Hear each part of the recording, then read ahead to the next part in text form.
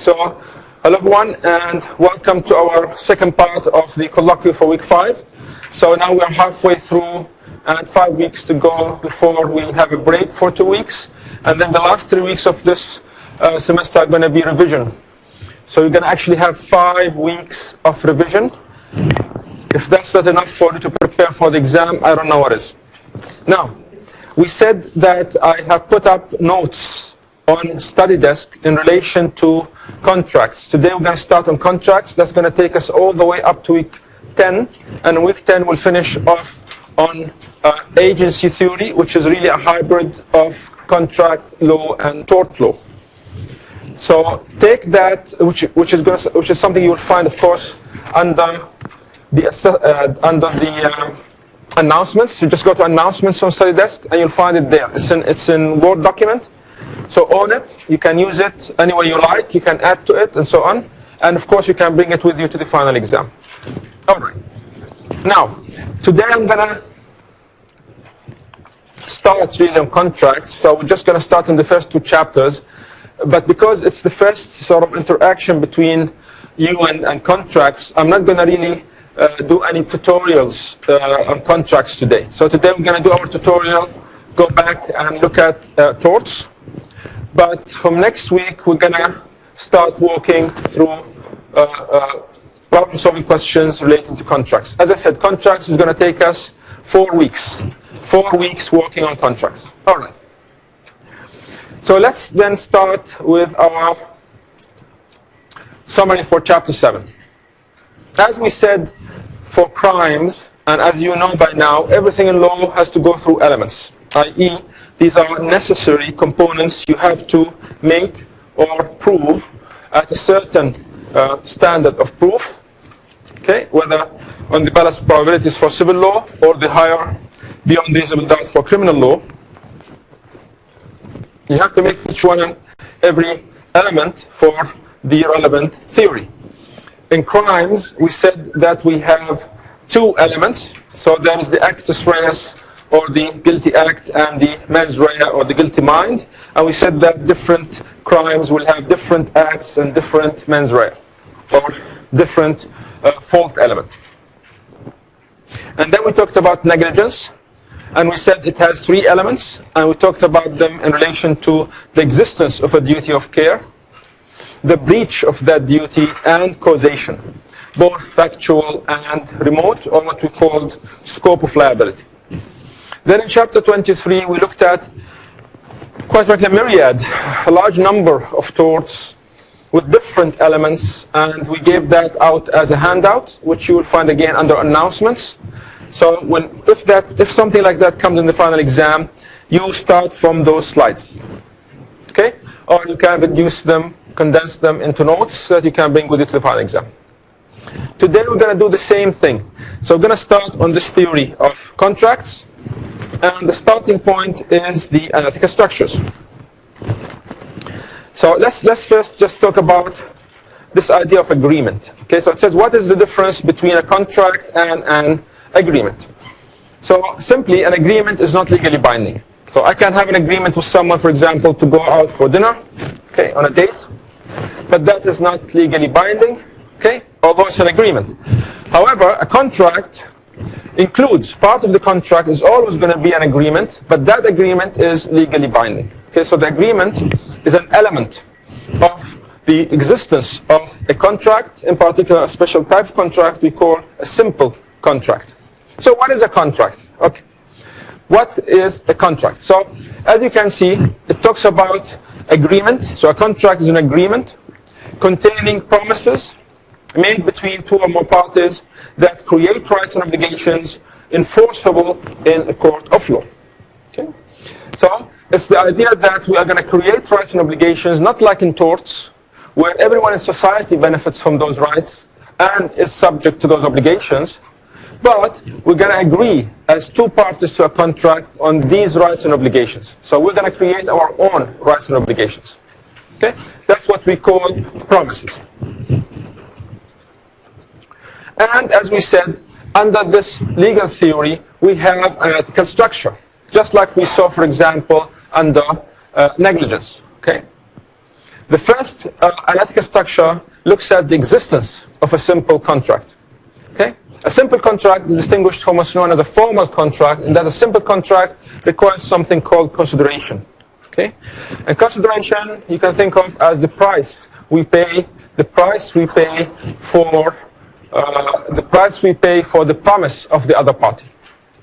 As you can see, there are 3 steps. The book calls them always steps. I call them elements. There are 3 elements for the existence of a simple contract. So if you get a contracts question in the exam, and how do you know if it's a contracts question or not? A contracts question will always present you with a scenario where there is some sort of buying or selling.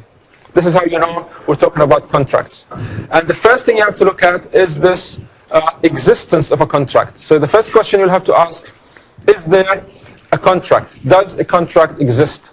And how would you find that out? You have to look at these 3 elements. So the first element is an agreement. You have to have an agreement between the parties. Okay?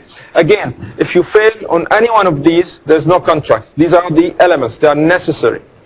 Okay? And then, is there an intention to be legally bound? Okay? So do the parties want to actually create this rights and obligations scenario where they can actually take that to the court if one of them reneges, for example?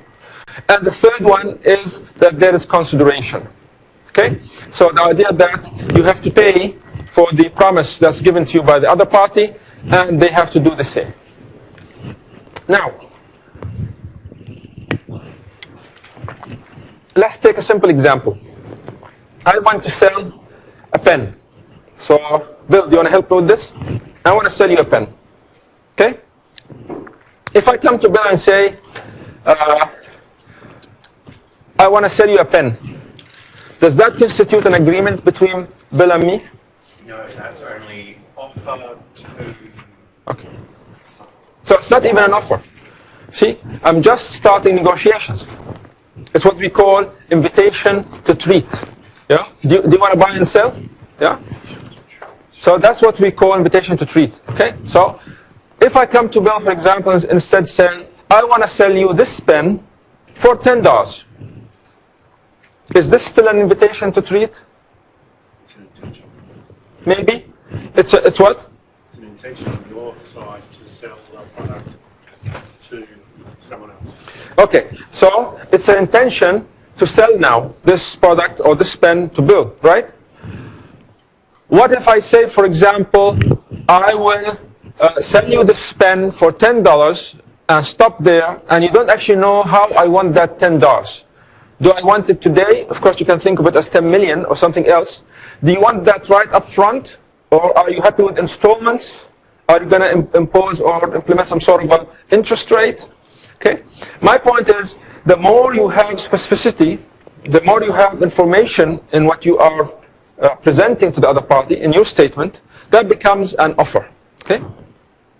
Now, I say to you, I will sell you this pen for $10. Let's say this is an offer. And Bill says, I accept your offer. You know, I will buy this pen for $10. Now we have 2 promises. That's what we mean by promises. Okay? I am promising to give Bill my pen. I'll give you my pen. And he's promising to give me $10. Those are the 2 promises we will exchange. I promise to give you the pen, you promise to give me the $10. Okay? Sometimes some contracts will have only 1 promise. So the other thing that would happen is actually acceptance by action. Those are the fluffy, what I call at least the fluffy type of contract. For example, you have a cat, let's call her Fluffy, and the cat is missing. Okay? So you are going to put up some sort of an announcement. Whomever finds Fluffy will get $10. And a photo of Fluffy. Okay? Where is the promise here? I am making the promise that I will give you $10. Okay? What is your promise? You don't have to promise. You will accept my offer through action. Why? Which is what? Finding the cat. Okay? All right. Now, if I say to Bill, I will give you the pen, and Bill says, I'll give you $10, then the consideration, and that's why I want to just talk a little bit about consideration here. I will talk much more about later. The consideration is the price. So I promise to give you my pen. That's my promise. What's the price that Bill is going to pay for my promise? $10. That's the consideration. And Bill is going to promise me $10. What is the price I'm going to buy his promise with? My price is what? The pen. So you can see my promise is also my consideration. His promise is also his consideration. Okay? All right. Then, so this is just the starting point, okay? You start by looking at the existence of a simple contract. There are three elements. Okay? Agreement, intention, consideration. Then you have to move into something called the validity. The validity of the contract. Is this a valid contract? Meaning, can I actually enforce it? Can I take it to a court of law and say, look, I want to enforce this contract. Something happened here. There was a breach or whatever. And now we have four elements. Okay? The first one is about capacity. So are the people to the contract, do they have actually full capacity to enter into contracts? Okay? So we'll talk about people like minors, for example, or children. We'll talk about intoxicated people, okay, and so on. We'll talk about consent, whether you actually have genuine consent to enter into this contract. We'll talk about illegality, whether this contract is for the sale of drugs, for example, okay? And finally, we'll talk about, and you can see it's not step 7, they don't call it step 7, but it is really a separate step, and this has to do with form. Some contracts, for example, need to be in writing, like, for example, the sale of land, okay? Once you clear all of these four hurdles, then you found yourself a simple contract that exists from our previous three elements, plus valid of these four elements, 7 in total. And after that, we're not done yet, okay? So once you have done that whole thing, you have a valid simple contract, but then we'll talk about content. And sometimes in the content, for example, if there's an exclusion clause, okay, we will have to look at whether the exclusion clause is operative or effective or not, and so on and so forth. But we will get there when we get there. For now, remember that you have these 7 elements. So we started with crimes, 2 elements. Then we continued with negligence with 3 elements. And then we had all of those other torts ranging between 3 to 4 elements. Okay? Yeah, talking about defamation, nuisance, all of those torts. And now we're going to get to contracts. This is the classical theory, and you have 7 elements. Okay. So, what are the elements of a simple contract, i.e. the existence? A contract will exist, what is a simple contract again? It's a contract that requires consideration. Okay? Unlike a formal contract, like a deed, for example, which would not require you to buy the promise that's given to you by the other person. So again, 3 elements: the intention to create legal relations, it doesn't matter in which order, an agreement, and consideration. Okay? So again, these are elements, which means that they are necessary for the existence of a simple contract.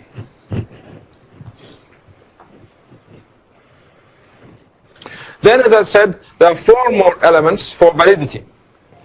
How do you know that a simple contract is valid? You have to have legal capacity to enter into contracts. Okay? Children, for example, have limited capacity, or if you are intoxicated, for example. Okay? Genuine consent, if someone forces you to do something, okay, like to carry drugs, for example, but that's again illegal, so illegality comes into the picture. And finally, form, between parentheses, because we're not going to really cover it in much detail, but we need to know that some contracts are not going to be valid unless they are witnessed in writing. Okay? And we'll talk about that in some more detail as well. So far, so good? So we're saying 7 elements in total, 3 elements for the existence of a simple contract, and then it has to be valid. Why do you need to make sure it's valid? Because otherwise you can't take it to the court. Okay?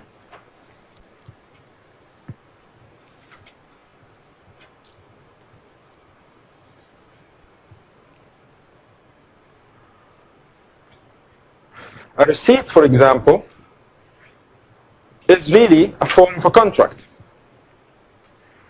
because you are exchanging promises in terms of a price that I'm going to pay you versus something that you are going to give me, the pen. So you want to make sure that all of these things are covered by such a contract. All right?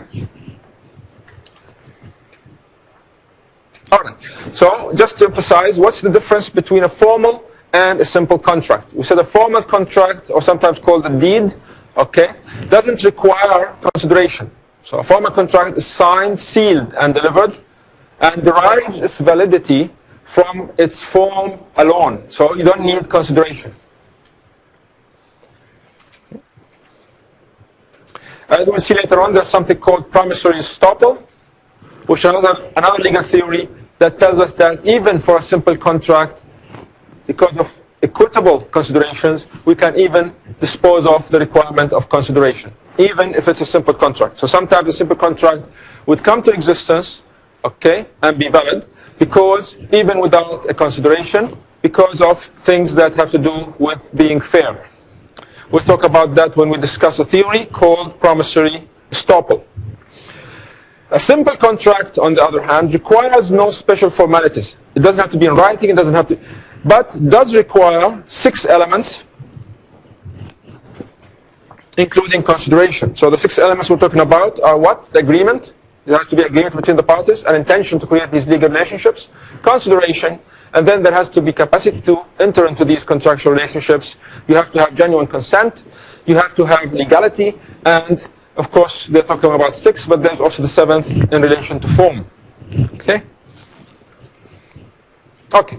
Let's now jump into some examples. Okay? So let's just look at some of the cases that you have in your textbook. So the first one I'll look at, I'm not going to cover all of them for sure, but let's start with this case of Lee Road. Okay? So we are on page 200. And this case basically is from the South Australian District Court. I'll leave this slide up here and I'll just read some of the stuff that you have in the textbook. So this company called Lee Road Proprietary Limited made an offer. Okay, and I'm showing you how you can actually sometimes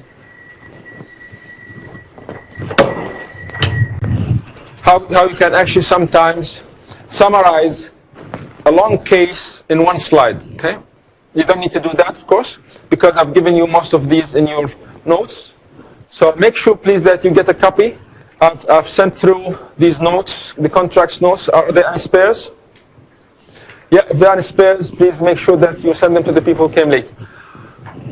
So, in this case, this company, Lee Road, made an offer on a land, on some land owned by the defendant through their agent. So the offer was not made to the owner of the land, Katantsariti,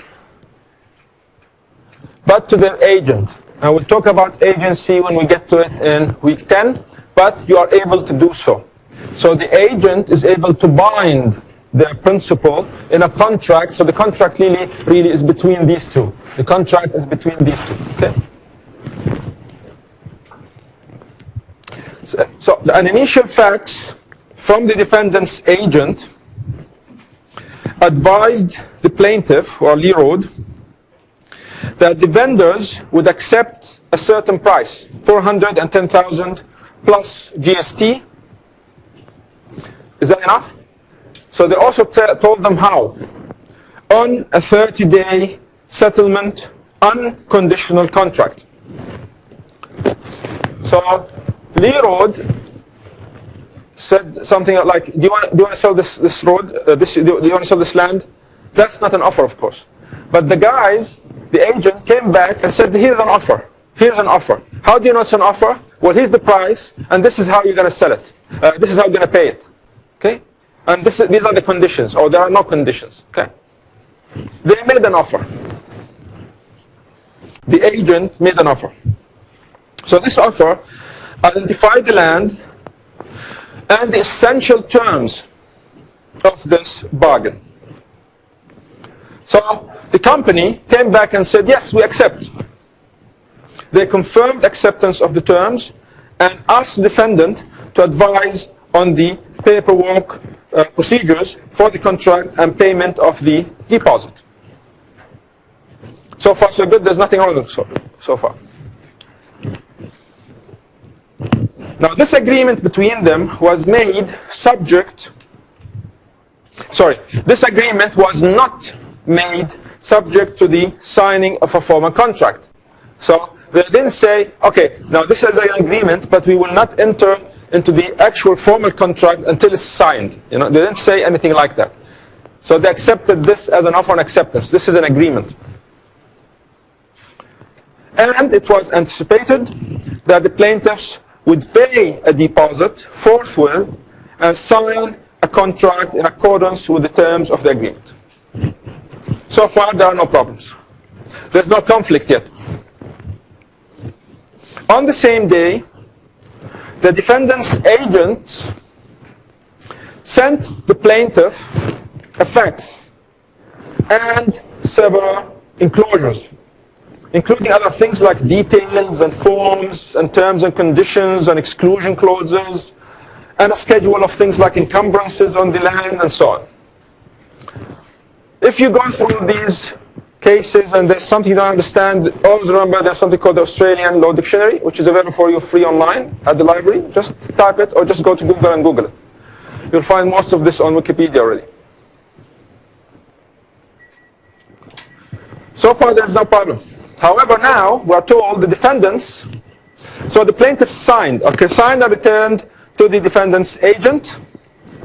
So now the defendant agent sent the plaintiff a fax and several enclosures, okay, and which the plaintiff signed and returned to the defendant's agent.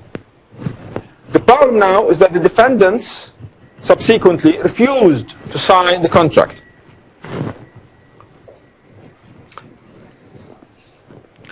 We're not really told why. Okay, they're not telling us why. Most likely, they didn't like the price. They thought maybe we can get a better deal. But we're not told. What they said, okay, why don't you want to sign? So, on one of the arguments, they said the contract was for the sale and purchase of land. So this is in South Australia. There's an act there called the Law of Property Act. The Law of Property Act of 1936.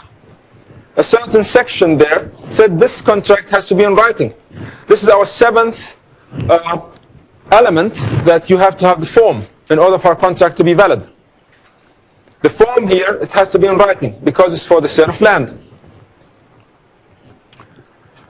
So they said, the law says it has to be in writing. This type of contract has to be in writing. This is not in writing. Where's the writing? Where is the writing? So it's going to be, they're saying it has to be, you know, one page, or it has to be one document, and then we have a contract. That's how you write it. All right, so what did they say?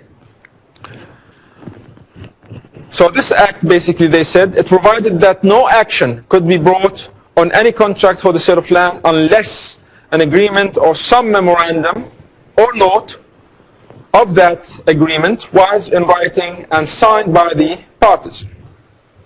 So the issue here was this exchange of faxes? We saw signatures, but was this enough? Were these faxes enough, okay, to constitute a note or a memorandum for the purposes of this act? And the decision, as you see here, was, or I put the comment, the decision was, in this case, there was sufficient reference between the documents, so the documents were referring to each other, to allow the court to draw the conclusion that they were connected. So you don't have to have one document. You don't have to have one integrated document. It could be a number of documents, as long as those documents are referring to each other. Then that satisfies the form that this act is talking about, i.e. that this kind of contract has to be in writing. And the comment, as you can see, it says, remember that the memorandum or note does not need to be contained in one document, but can be made out from several documents that can be connected together. Okay? So the idea here is that some contracts require to be in writing require a certain form, one of which, the salient example, is a sale of land. And we're saying here that even though you require these in writing, that does not mean it has to be in one document that says this is a contract. It could be connected through different documents, and the courts are going to be happy with that. All right. Let's go on and look at Ford. Another case from page 202. This is going to talk a little bit about e-commerce. Okay, e-commerce. So I represented the case this way, and it says, this is from Queensland Supreme Court. Miss LaForest, this is the appellant, had brought an action against a number of parties for injuries she suffered at Jupiter's Casino on the Gold Coast in Queensland in 1992. Correspondence ensued between the various parties on the subject of settlement of the appeal. Okay? With email, a common form of communication between the parties in the later stages of this matter. Instead of faxes, like the previous case, now we're talking emails. Finally, on March the 1st of 2001, the appellant sent an email at 5:42 p.m. referring to an offer of settlement. So there's a lawsuit, okay, and the parties are talking about settling out of court. So they're emailing each other, they accept this offer, we can settle out of court, you can withdraw your statement of claim and so on, draw your appeal in this case. And she finally said yes, which was at 5:42 p.m. an email sent to the other parties' solicitors, advising them that she was prepared to accept their offer. At 6:08 p.m. on the same day, these solicitors confirmed acceptance. They accepted her offer.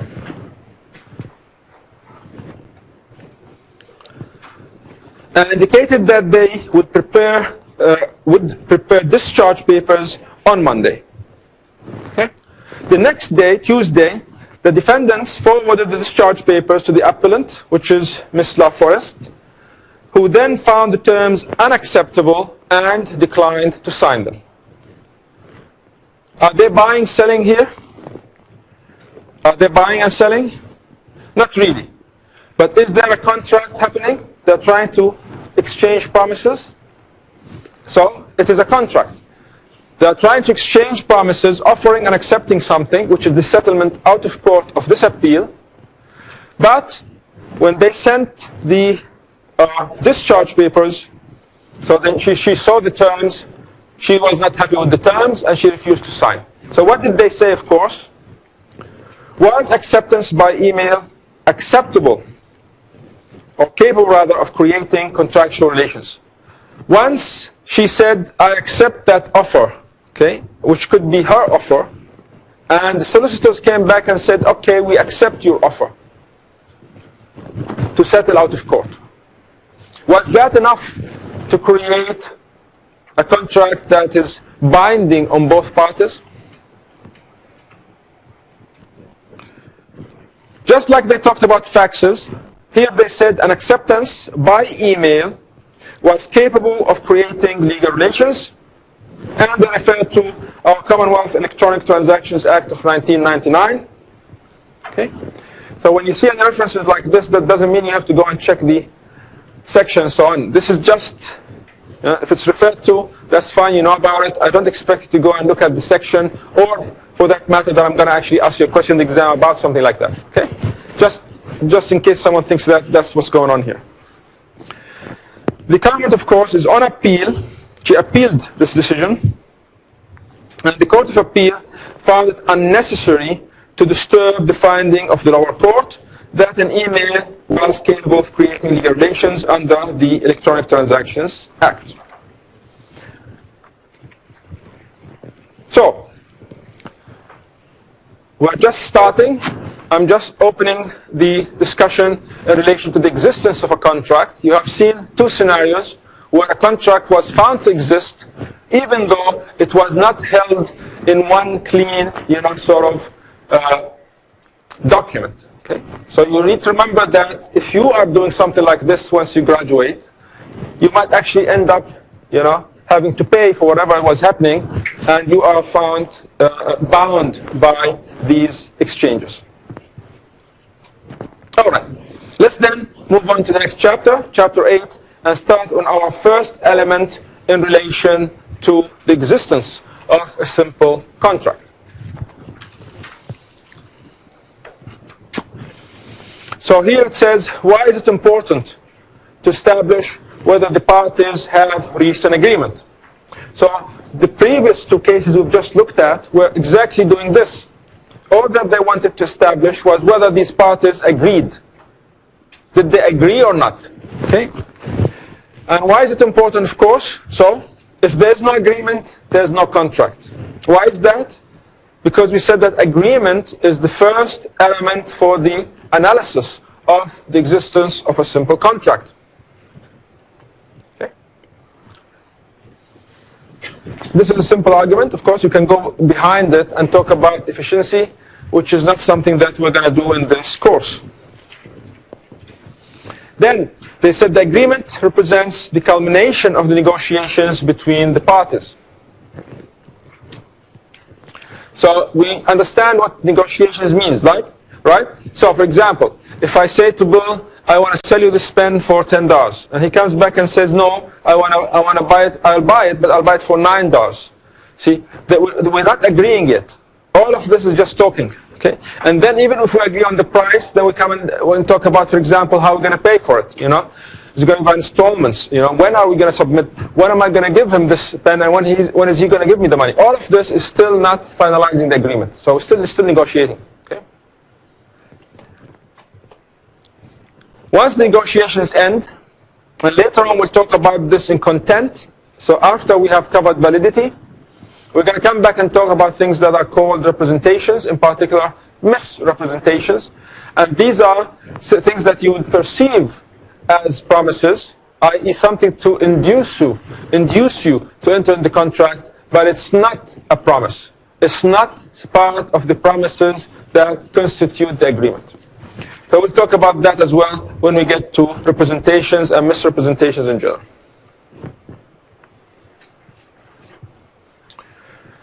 So this is the classical theory, the classical contract theory. How do you establish that there's an agreement between the parties? So the common law position was to invent this theory of saying there's an exchange that has to have an offer and acceptance. If we find an offer, a valid offer, and if we find a valid acceptance, then that means we have an agreement. So, if I say to Bill, for example, I'll sell you this pen for $10, that's my offer. If Bill returns and says, okay, I accept to buy this pen for $10, or if he says, I accept your offer, then that's his valid acceptance. Once we have the offer and acceptance, we say there is an agreement. This does not always work. Again, this is the classical theory. Okay? So you'll find that on page 207, they talk about situations where it is difficult to locate an offer or acceptance. So sometimes it's difficult for us to pinpoint where the offer was and the acceptance was. Okay?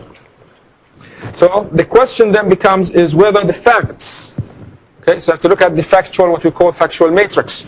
When the facts, when viewed as a whole, this is the bottom of page 207, and objectively in light of the surrounding circumstances, show that from the point of view of a reasonable person, so this is the reasonable person test again, both sides, okay, from both sides concluded an agreement, or an agreement has been reached.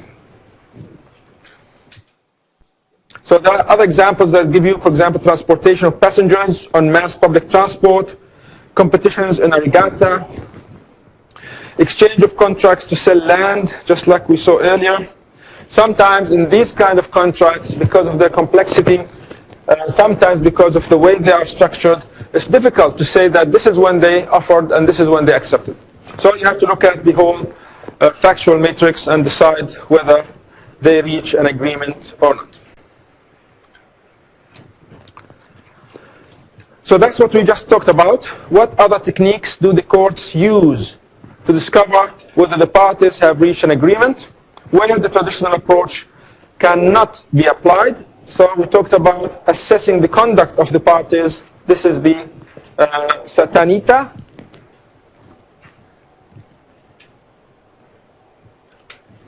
So this is again on page 207. And the other case is Gibson and the Manchester City Council when they adopted this global approach of looking at the factual matrix. Okay? Sometimes, as I said then, if you have a scenario, okay, that provides or presents one of the types of contracts we just looked at, sometimes it will be difficult for you to find the offer acceptance, so you will need to move and look at these other approaches to establish whether there is an agreement or not. You have to look at the conduct of the parties or take the global approach of looking at the facts as a whole.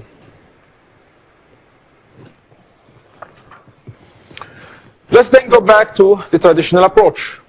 So we're going to look at the offer and then we're going to go and look at the acceptance. And you'll find that there are rules, okay? There are rules that control or explain what an offer is and what an acceptance is. Okay? On page 211, we're given a definition of offer. An offer is a clear expression of the terms. So an offer is a clear expression of the terms under which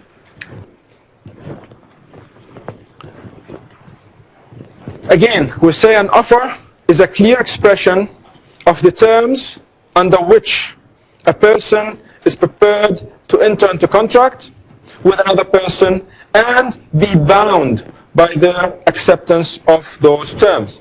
So you can see, an offer has to have the terms of the contract. It has to explain to you what the price is going to be, how you are going to pay for this thing, you know, the delivery modes, you know, how you're going to accept my offer, and so on and so forth. So let's look quickly at these, what we call rules. So this is something you'll have to have in your notes when you go to the exam, and I've given them to you in this handout. The first one is to distinguish an offer from an invitation to treat. Okay.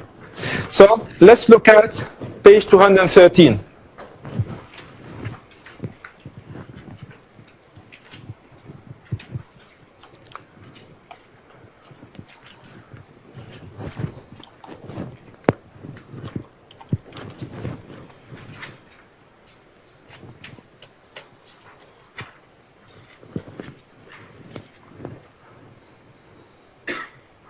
Okay, let's look at this case. It's now from 1953. Okay, it's called the Boots or the Pharmaceutical Society case. This is from the UK. It says the defendant, okay, ran a self-service chemist shop. Back then this was innovation, it was a very new idea. Ran a self-service chemist shop, which was at the time a novelty. Pharmaceutical stock, okay, including drugs, were on shelves in the shop, not behind someone. Okay, you can go in and look at the shelves. Customers would select their needs from the shelves and then take these to the cash register. Okay? A registered pharmacist was at the cash register. The Pharmaceutical Society of Great Britain objected to this arrangement and argued that under this Act of Pharmacy and Poisons Act, this was an unlawful act. Why? The defendant was prosecuted under Section 18, subsection 1, which stated that the sale of drugs was prohibited unless under the supervision of a registered pharmacist. And as you can imagine, the issue then was, well, where is the sale going to happen? where does the sale occur? So when are we going to have a contract? When will the contract exist? So you have to look at the agreement, intention, and consideration. So we're going to start with the agreement. Legal issue. Were the goods on the shelves with the prices marked on them an offer which the customer accepted when they took the goods off the shelves? So say you have some toothpaste, and the toothpaste, just like in a supermarket, it says the price is $3.50. So you pick up this toothpaste. By doing so, is that your acceptance? So the offer was the price tag, and once you pick this thing up, that's your acceptance? So it says, okay, or did the sale take place, as Boots argued, at the till? Where is the offer? Is the offer the price tag that you see, and then when you pick the thing up, that becomes your acceptance? Or is the acceptance when you take this thing to the cashier and you are told about the price and you pay it? So what did they say? No, remember, this is 1953. Today it doesn't, but back then it was different. It was something new. So the decision was the display of goods on shelves, even with prices marked, was an invitation to treat. So when you go to the supermarket today, everything you see on the shelves is just an invitation to treat. You're not accepting anything. But once you pick this thing up and take it to the cashier, or take it to the self-service sort of automated cashier, then you are accepting, or you're making rather an offer, and the acceptance is with the payment. So it says here, the decision was the display of goods on shelves, even with prices marked, was an invitation to treat. Thus the sale was under supervision and not a breach of the act. And you can see the policy reasons for that, right? Because sometimes people would pick things up that they can't actually buy because of their age. So you want to make sure that there's a supervision. So the actual sale will happen only when you get to the counter. Let's just go through the comment quickly. The offer, because that's what we're after, took place when the customer selected the goods from the shelves. Once you pick things up, okay, that's when you are offering. Okay, and took them to the pharmacist at the cash register. The pharmacist then has this option of either accepting or rejecting the offer. If the pharmacist accepts the money, okay, then and entered the price in the cash register, a contract was formed at this point. Okay?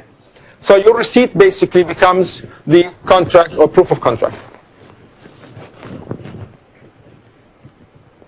So the key point, invitations to treat that lack the terms of the offer, like the price and things relating to delivery and things relating to schedules and deadlines, that wouldn't be an offer, it would be an invitation to treat. Now,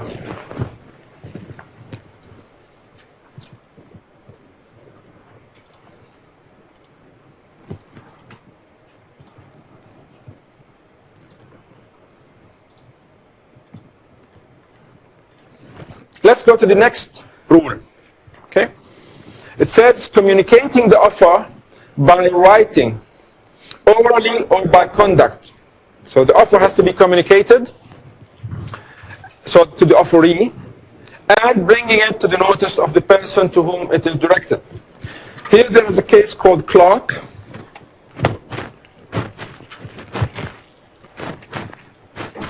which we will find on page 228.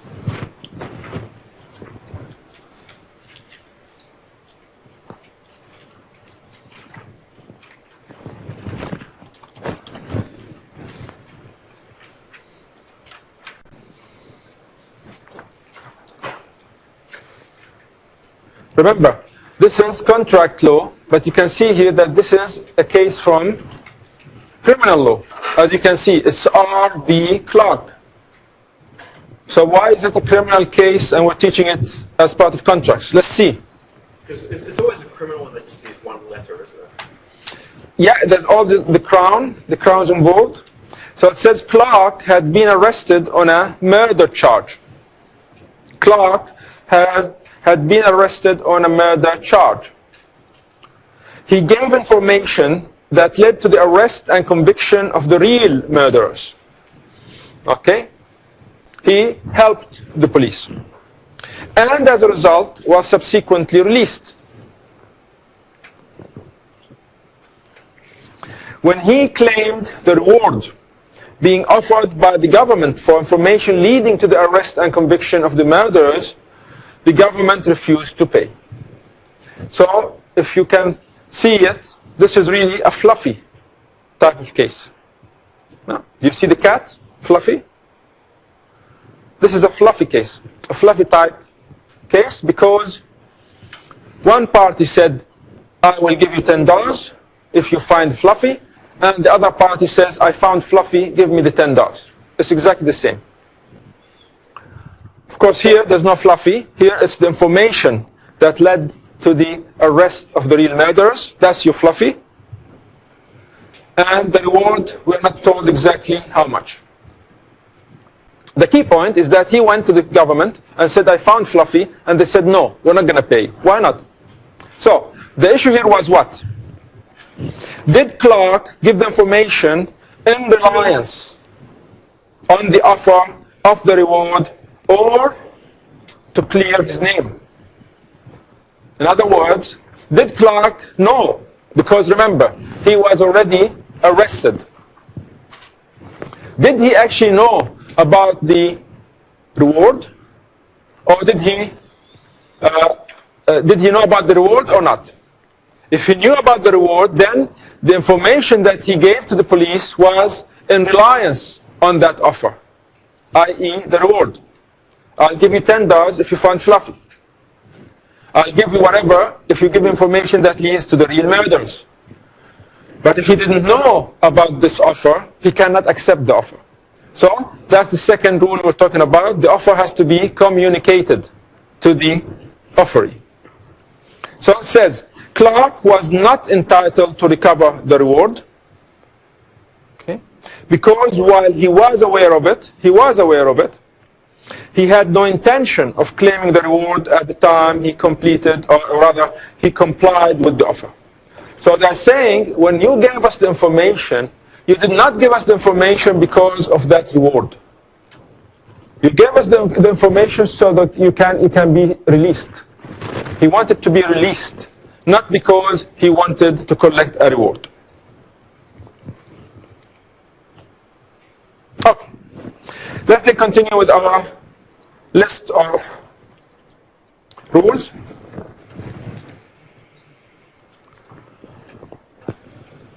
Determining to whom the offer is made. So you have to determine to whom the offer is made. Is it going to be to an individual, or a group of people, or the world at large? You can make an offer to the world at large, and we'll see it in this Carlisle case.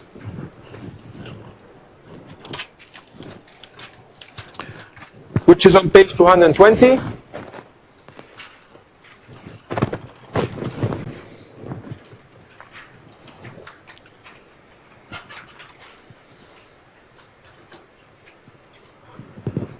This is 1893, so it's an ancient case, but we still teach it.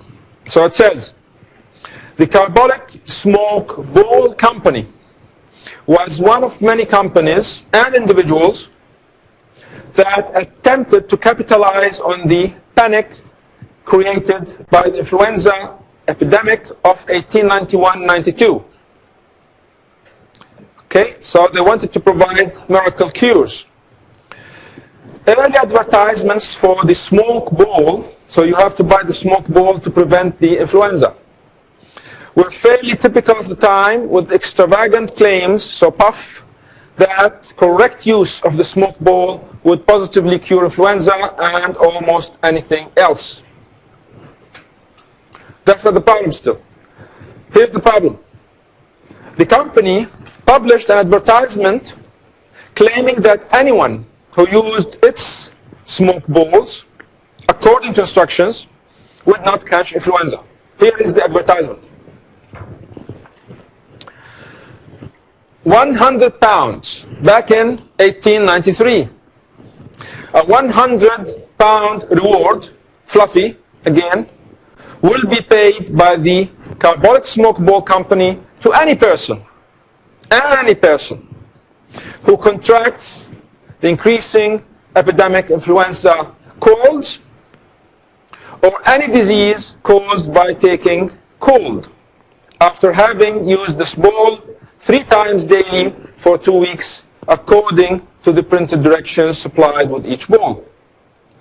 Did they stop there? No. Why not? I don't know. Because we want to make history. So they put this in as well. £1,000 is deposited with a bank, the Alliance Bank. And the place, Regent Street, showing our sincerity in the matter. So it's not just I'm just offering something like an advertisement. I'm going to put the money in the bank. One carbolic smoke ball will last the family several months, making it the cheapest remedy in the world at the price of 10 shillings, is it? Post-free. The ball can be refilled at a cost of 5, and the address and so on. Okay. So someone read this ad, which is Mrs. Carlyle, and she bought one of these smoke balls, and she used it as directed. After 2 months, she still contracted influenza. So she wants her reward. Give me the £100. Now the company refused to pay. Your sincerity, £1,000 in the bank. No, I'm not going to pay. All right. The issue, can advertisement be an offer to the world at large? Remember, the rule we're talking about, you can make an offer to the world at large. Yes, it's possible. And the court in this case said what? This was an offer, not an advertisement, i.e. not an invitation to treat. What did they say? The advertisement can be an offer to the world at large if it was published in a newspaper or magazine that had worldwide circulation. And it was clear from the wording in this ad that the advertisers intended to be bound by what it said. Remember, we said that an offer gives you the terms of this contract that give you an indication that the offeror is going to be, or they're willing to be bound by your acceptance. How did Mrs. Carlyle accept the offer here? Well, she bought the ball. She bought the ball. That's the acceptance of their offer. And not just bought the ball, and still attracted this cold. That means what? She's now eligible based on their promise for this £100. Again, this is an example of what we called a unilateral contract. These are the fluffy kind of contracts. Why are they unilateral, not bilateral? Because there's only one promise. So here, the company is making the promise to the world at large, and the other party doesn't have to promise anything. They accept the promise by action. So either finding fluffy or giving the information about the real murderers, or in this case, buying the ball. All right.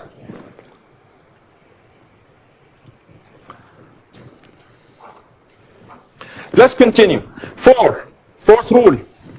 Determining whether the offer has an option attached to keep it open for a specified period and whether that option is supported by consideration. Okay? Let's look at Goldsboro as well. So Goldsboro on 221.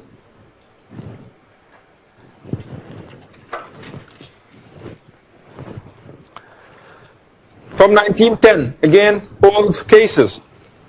This is at least from Australia. It says Quinn granted the plaintiff company the following option. Okay. I, John Quinn, in consideration of the sum of 5 shillings paid to me hereby, grant to Goldsboro Moore and Company Limited the right to purchase the whole of my freehold lands within 1 week from this date at the price of £1 10 shillings per acre. So what is going on here? I want to sell my pen to Bill. I come to Bill and say, would you want to buy this pen from me for $10? Bill says, well, I'm not sure. But here's what I want. What do you want? He said, I'll pay you $1 to keep this pen for me for 1 day. So I'm not sure if I'm going to buy it from you now. Just I'll pay you $1 and keep this pen for me so that I can come back tomorrow if I still want to buy it. Okay? That is called an option. Bill bought an option with $1. Now you could argue, or you could stipulate in your agreement that this dollar will eventually be subtracted from the $10 that he will have to pay for the pen. So we can agree that if he comes back to buy the pen, I will now give him the pen for $9. Or it could be completely separate. So that's $10, that's $1.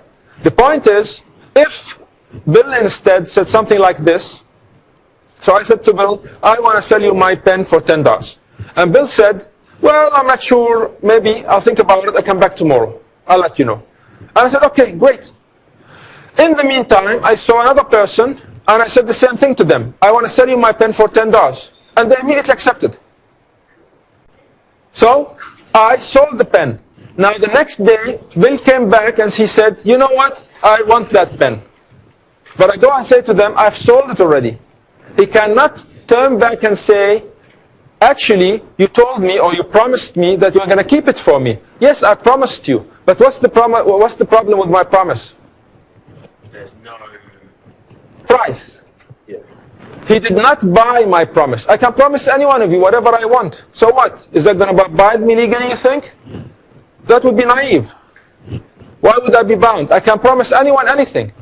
Unless you buy it from me, then it becomes binding on me. Okay? That's what we mean by an option. An option is another contract, sometimes a collateral contract, you could argue, but it's a separate contract, and the intention is to put a hold on my offer until you come back to me. So this is what we have here.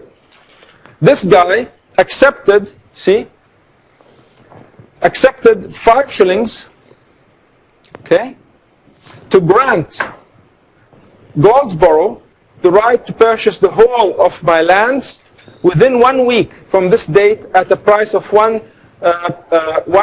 10 shillings per acre. The 5 shillings are separate. You want me to give you an option? If you have studied, of course, finance, there's something called options theory. Put and call options, that's different. I'm not talking about that. This is called real options. I'm just giving you an option to buy the land at that price, and I will lock that regardless of what happens. If the price goes up, if it's gold, whatever, it's locked. And it's locked at that price for that consideration. I will give you this promise if you pay me 5 shillings. All right. Before the end of the week, and before the plaintiff had accepted, Quinn told the company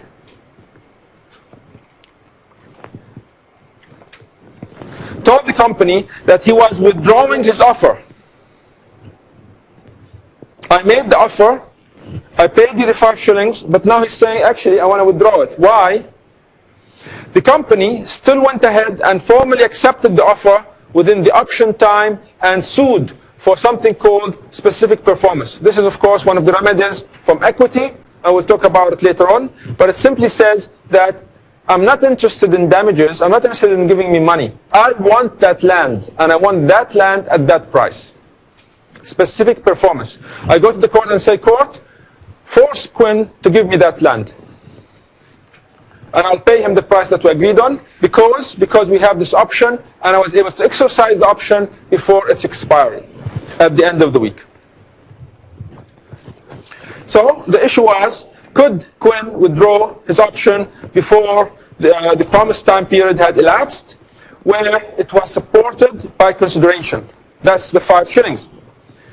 Okay? The option, so they said, the option, having been given for value, i.e. for consideration, was enforceable and non-revocable unless I revoke it because you gave it to me.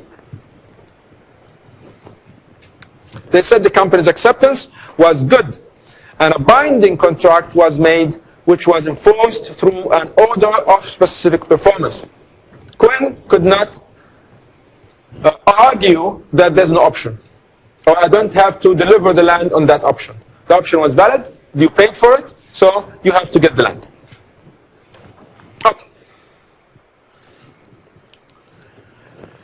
Number 5, we say ascertaining whether all the terms of the offer have been brought to the notice of the offeree and followed exactly.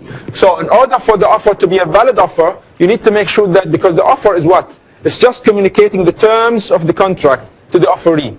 I'm the offeror, so if I say to Bill, I'll sell you a pen for $10, I'm the offeror, my offer is to sell the pen for $10, Bill is the offeree. Okay? All right.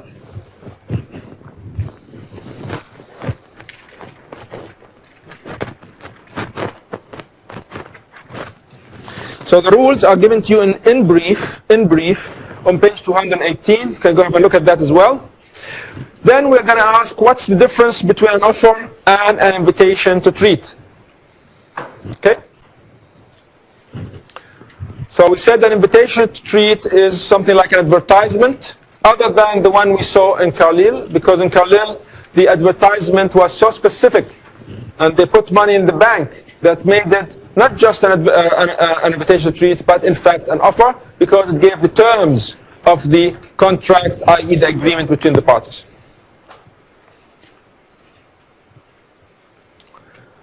What's the difference?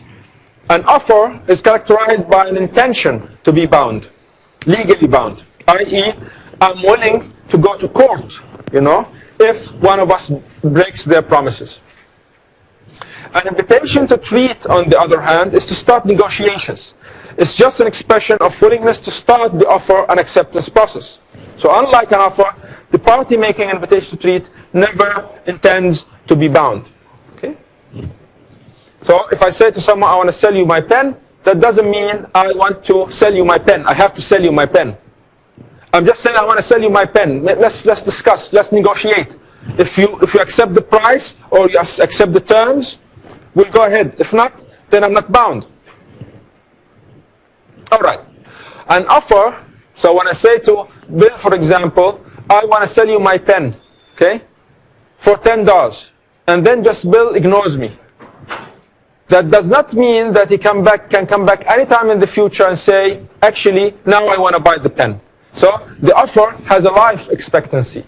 It terminates. And how does it terminate? Either by revocation or withdrawal. So I could say to someone, I want to sell you my pen for $10. And I could say to them after a while, I send them an email or something, and actually I have to withdraw this offer. If I withdraw before they accept, that discharges or terminates the offer. Or rejection. So this is an important point. If I say to Bill, I want to sell you my pen for $10, and they say, I will buy it, but only for $9, that's not an acceptance. Not only that it's not an acceptance, but he ended my offer. So my offer is terminated. So I can't say, so he said to me, no, but so I said, I will sell you my pen for $10. He said, I will buy it, but I'll buy it only for $9. And I said, no, thank you, I'm not going to sell it for $9. And then he said, you know what, okay, I'll buy it for $10. But I don't have an offer open anymore. Once you counter offer, you give me a counter offer, my offer is dead. My offer is terminated. You can't come back and say, oh, now I will accept it. It's over. So now when you say to me, for example, oh, it's okay, I will buy it from you for 10, that's actually an offer. That's your offer, and now I will have to accept by saying, okay, I will sell it for you for $10. You understand? So an offer is terminated if it's rejected, you're not happy with my price, or any other terms that I've given to you. If you don't want my terms, incomplete, then that means you have rejected my offer. Or if you counter by something else. I want a certain price, you want a different price. I want it to be done tomorrow, you want it to be done in 1 week. I want it to be paid all in cash. You want to send it to me in installments, whatever. Okay? Any counter offer that changes the terms of my offer is going to terminate my offer.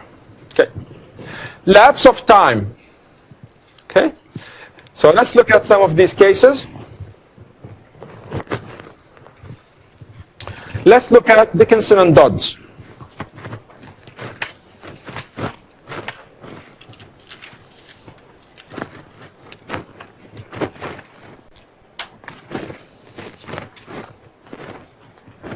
So we're talking 223.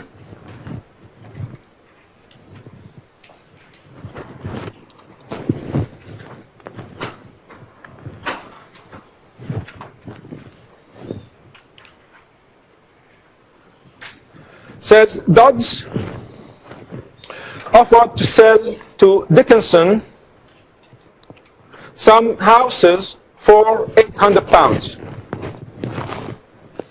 Dodds offered Dickinson houses. The price is given. In his offer to Dickinson, Dodds' letter stated that the offer was to be left over until Friday 9 a.m. On Thursday morning, Dodds sold the house to a third party. And Dickinson discovered this from a fourth party on Thursday evening. So, Dodds made an offer, open until Friday 9 a.m. Notice there's no option here. No one said I want it to be open until certain time. I made the offer that way. I said I will keep it open for you until you don't have to buy it from me. But on Thursday morning, so the offer is still valid until Friday 9 a.m., Dodds went ahead and sold someone else. And then Dickinson heard about it that night, on that day, on Thursday evening. So, the next day, before 9 a.m., Dickinson attempts to accept Dodds' offer by giving him a formal acceptance. He already knows that the house has been sold, but because he wants the house, he went and said, I accept your offer. So the question is, must revocation, the legal issue, so this is the exact same thing you're going to do in the exam. Okay? If you get a question that talks about the existence of a contract, so the legal issue is about agreement, you go ahead and identify the legal issue as must revocation, in this case, must revocation of an offer be by the offeror only, or can it be through a third party? What are we talking about? How do you know that I have actually revoked my offer? How do you know that Dodds revoked his offer? Well, they could tell you, my offer is not available anymore. Or someone else could tell you, did you know that he actually already sold the house? Because that tells you what? That his offer is terminated. So it said the decision from the court was no acceptance had taken place, i.e. by Dickinson, on Friday morning. The offeree, who's the offeree? Dickinson, had become aware of the revocation of the offer by Dodds from a reliable source, which is what? The fourth party. And it was therefore clear to the offeree, i.e. Dickinson, that the offeror, Dodds, no longer wished to proceed. So Dodds doesn't have to come and tell you, my offer is terminated. Okay? If someone tells you that they've already sold this house, then that tells you what? The house is not available anymore, so the offer is terminated. So here they found that the offer had been validly revoked. So it says at the bottom, an exception. An exception to the general rule that revocation of an offer must be received by the offeree could include communication of the withdrawal to the offeree's agents, but it must be within the agent's actual or apparent authority to receive such communication. Let's contrast with this case. So this is just 4 years later. Bern. On 1st of October, Van Tienhoven and company posted a letter of offer of goods for sale from Cardiff in the UK to Bern and Company in New York. Bern and Co. received the letter on the 11th of October and accepted the offer by telegram on the same day. Okay? And posted the letter of confirmation of the telegram on 15th of October. In the meantime, Van Tienhoven and Co. had posted the letter withdrawing the offer on the 8th of October, which did not reach Bern and Co. until the 20th of October. What's the problem? Well, do we have an agreement or not? Was the withdrawal of the offer effective? So, if it's effective, that means you can't accept it because it's terminated. If it's not effective, then the acceptance is effective and we have an agreement. Okay.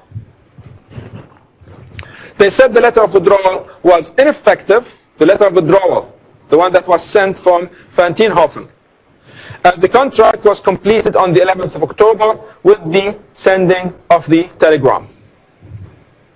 Now, we don't have telegrams anymore, but this is something like emails or like fax. It's instantaneous communication as opposed to post. And we'll talk in just a minute about something called the poster rule that explains to us when acceptance becomes effective if you accept by posting a letter. Okay? All right. Let's continue with hide and wrench.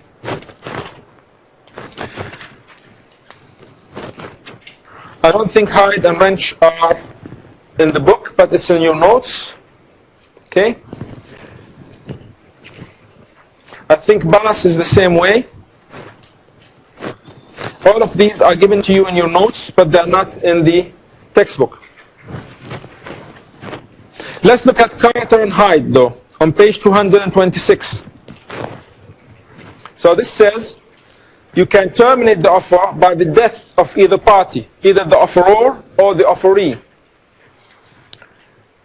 So, 226.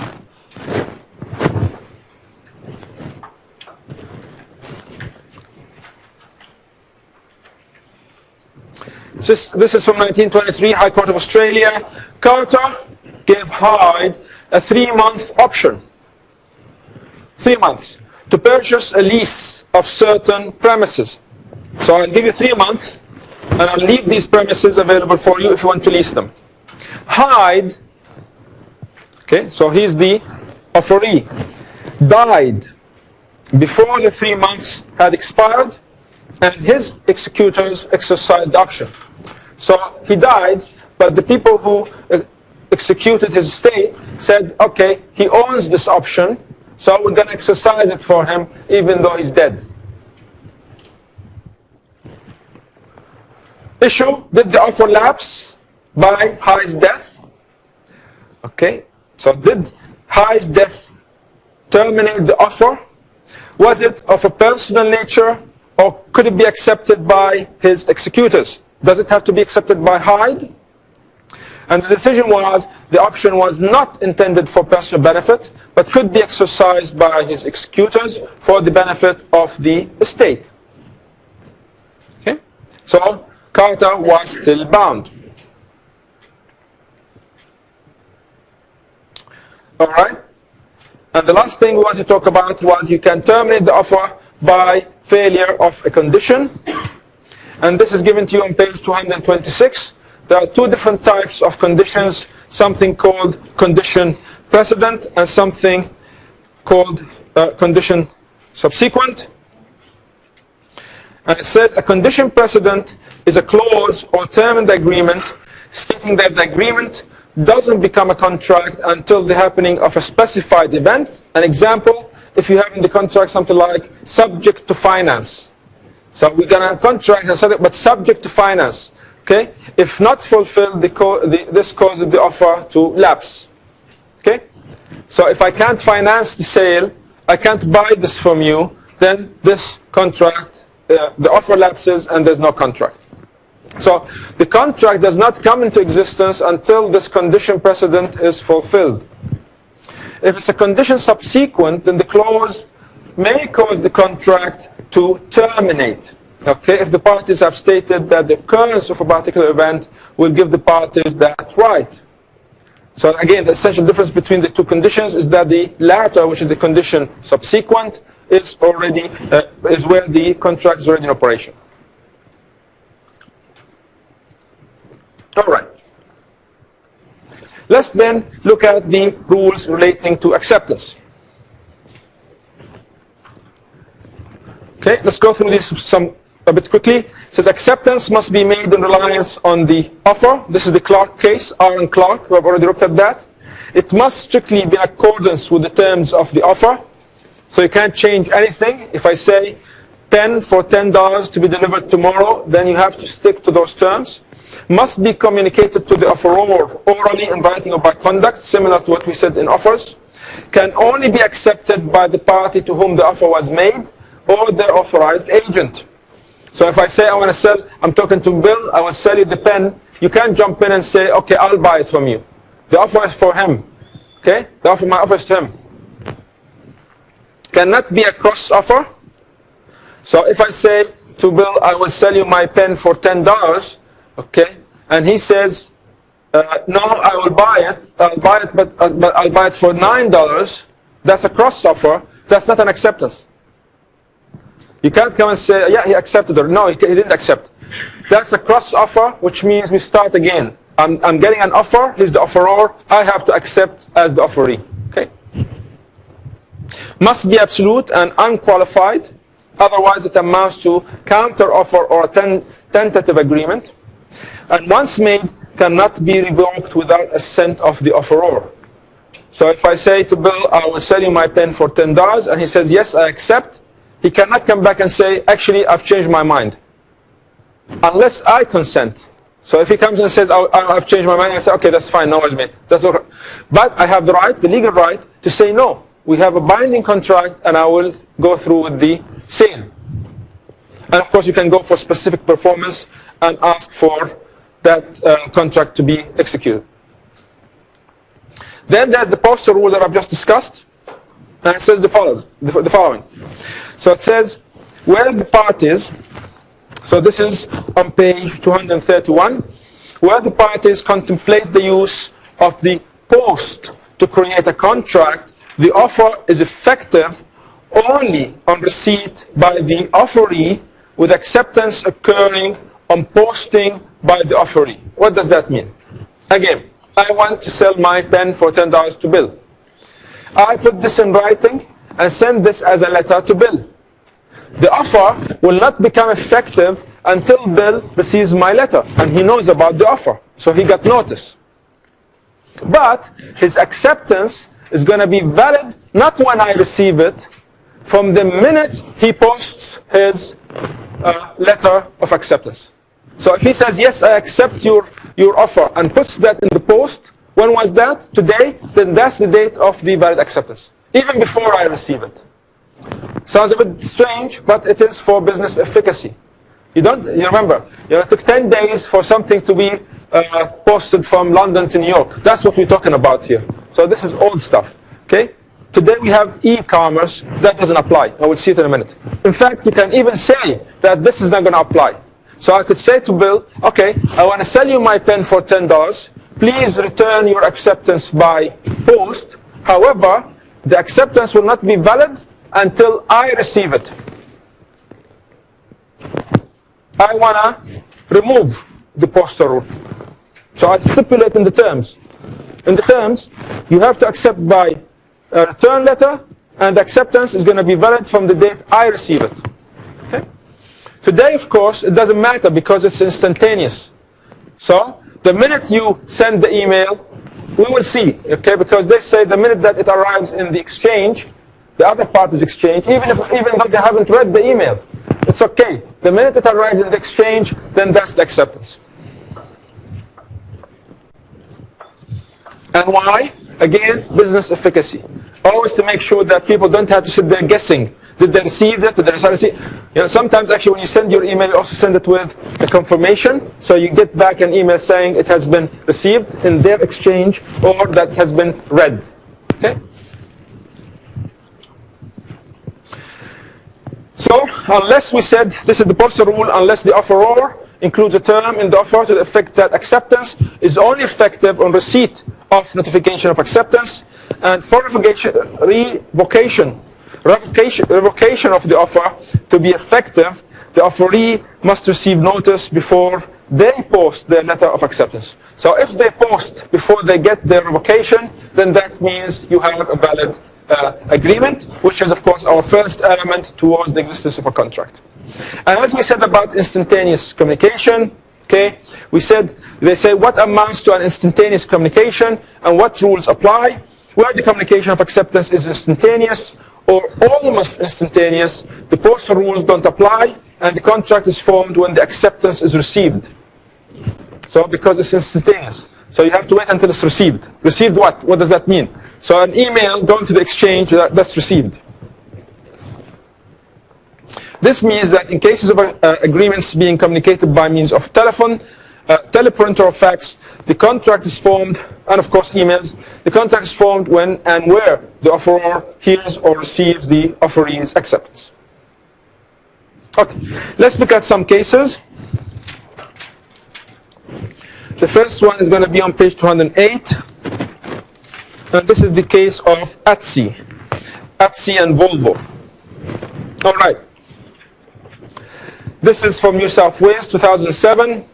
It says the plaintiff and Volvo had entered into negotiations for the plaintiff to become a Volvo dealer. This was in June 1999. They went on back and forth until, dropped to the middle of the left-hand column, a final version of the representation letter was sent on the 16th of August 2000 and executed by the plaintiff on the 16th of September. Okay? Part of this, it was said, stated the initial deal agreement would be for a period of 1 year and would be replaced by a dealer agreement with a term of 5 years. Before a 5-year agreement would be executed, now we are on the top of the right-hand column. Before a 5-year agreement would be executed, a dispute arose between the parties and Volvo argued that there was no binding 5-year contract. So they wanted this agreement saying that we will give you 1 year agreement. Okay, some people are getting their fuses burning now, so we'll try to finish quickly. But the point is, they said 1 year agreement and then it can be extended to 5 years. Okay? Before the extension, they decided not to go with the 5-year agreement. So, are they bound to do so or not? So, the issue, can an agreement be inferred? What would reasonable persons in the position of the parties think as to whether there was a concluded bargain? And as you see, they said, I didn't put that there. The decision was the various versions of the representation letter indicated an intention to be legally bound, dropped to the middle. A binding contract had been made and was ultimately encapsulated in the final version of the representation letter, by which Volvo was obliged to grant Aziz a dealership for 1 year and to be replaced by a further 5-year term at the end of that first year. So this is just to say that contracts could be inferred from the parties rather than having the traditional offer and acceptance analysis. The decision is here. All right, so that's the end of our colloquy. Let's take a 10-minute break, and then I will give you just one thing for the tutorial and we'll be finished. Thank you.